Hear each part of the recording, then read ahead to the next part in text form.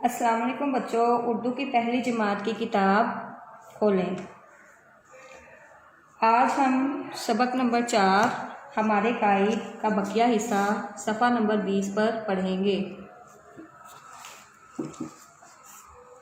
قائد اعظم نے فیصلہ کیا کہ مسلمان ایک الگ قوم ہیں، اس لیے وہ اپنے لیے الگ ملک بنائیں گے۔ مسلمانوں کو یہ بات اچھی لگی۔ سب مسلمانوں نے اپنے قائد کے ساتھ مل کر کوشش کی۔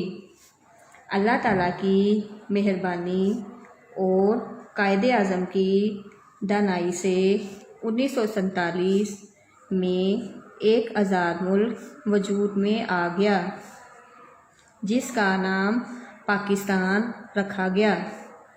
دن رات محنت کرنے کی وجہ سے قائد بیمار ہو گئے اور ستمبر 1948 میں وفات پا گئے۔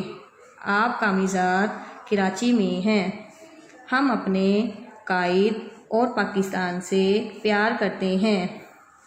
اور مزید جانیں، قائد اعظم کی چھوٹی بہن فاطمہ جناح نے ہر قدم پر اپنے بھائی کا ساتھ دیا۔